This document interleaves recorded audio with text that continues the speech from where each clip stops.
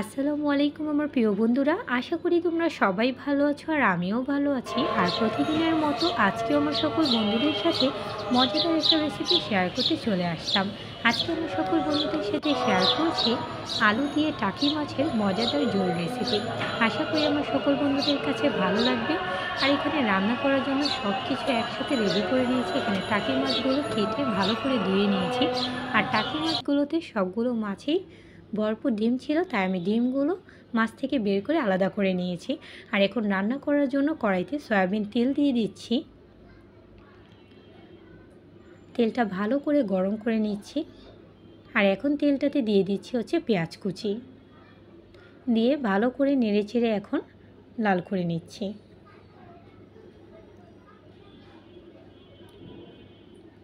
পেঁয়াজটা একদম ভালো মতো এখন লাল হয়ে এসেছে। এখন দিয়ে দিচ্ছি মরিচ আর হলুদের গুঁড়া, আর সাথে দিয়ে দিচ্ছি সামান্য পরিমাণ মতো একটু পানি, দিয়ে ভালো করে এখন মশলাটা কষিয়ে নিচ্ছি। কষানো মশলাটাতে এখন দিয়ে দিচ্ছি সামান্য পরিমাণ মতো লবণ, দিয়ে ভালো করে নাড়াচাড়া করে নিচ্ছি। আর এখন সাথে দিয়ে দিচ্ছি সামান্য একটু রসুন বাটা, এতে রান্নাটাতে দারুণ ফ্লেভার আসবে আর খেতেও ভালো লাগবে। আর মশলাটা ভালো মতো কষিয়ে নিলাম। আর এখন মাছগুলো ছেড়ে দিচ্ছি।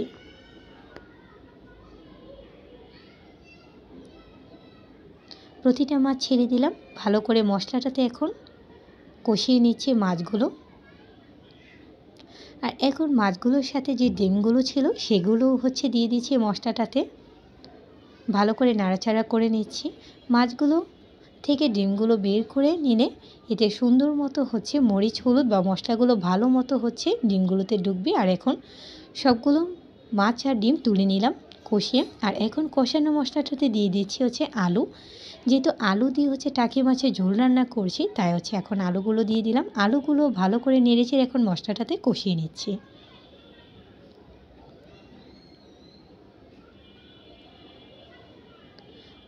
এখন অল্প একটু পানি দিয়ে দিচ্ছি, এতে ভালো মতো আলুগুলো গলে যাবে। আবারও আমি একটু নাড়াচাড়া করে নিচ্ছি। আর এখন আলুগুলো কিছুক্ষণের জন্য ঢেকে রাখবো, এতে তাড়াতাড়ি করে আলুগুলো গলে যাবে। কিছুক্ষণের জন্য ঢেকে রাখছি। কিছুক্ষণ পর ঢাকনাটা তুলে নিলাম। দারুণ ফ্লেভার আসছে বন্ধুরা। আর এখন সাথে দিয়ে দিচ্ছি একটু কাঁচামরিচ। কষানো মশলাটাতে কাঁচামরিচটা দিয়ে দিলে এতে কাঁচামরিচের স্পাইসি ফ্লেভারটা সুন্দর মতো রান্নাটাতে চলে আসে। আর এখন সাথে দিয়ে দিচ্ছি দেশি টমেটো। দেশি টমেটোগুলো এখন আমি নেড়ে চেড়ে এই মশলাটাতে আলু আর কাঁচামরিচের সাথে ভালো মতো কষিয়ে নেব।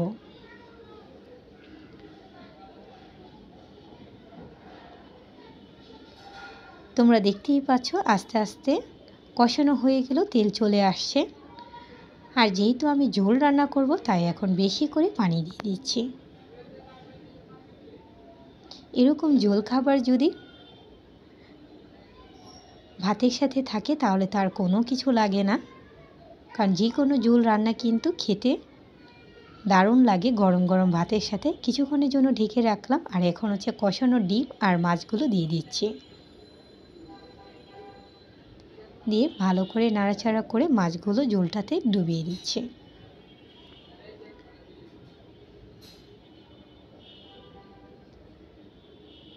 আর এখন উপর দিক দিয়ে ছড়িয়ে দিচ্ছি বিলাতি ধনিয়া পাতা, এতে দারুণ ফ্লেভার আসবে ঝোল রান্নাটাতে আর খেতেও ভালো লাগবে।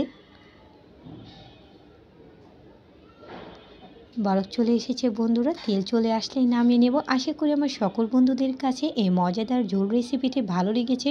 অবশ্যই তোমরা একবার হলেও বাসায় ট্রাই করবে। আর অবশ্যই লাইক কমেন্ট শেয়ার করতে বলবে না। যারা যারা আমাকে সাপোর্ট করেছে অসংখ্য ধন্যবাদ। যারা এখনও সাপোর্ট করেনি সাপোর্ট করে ফেলো আমার নিত্য নতুন ভিডিও দেখার জন্য। আল্লাহ হাফেজ।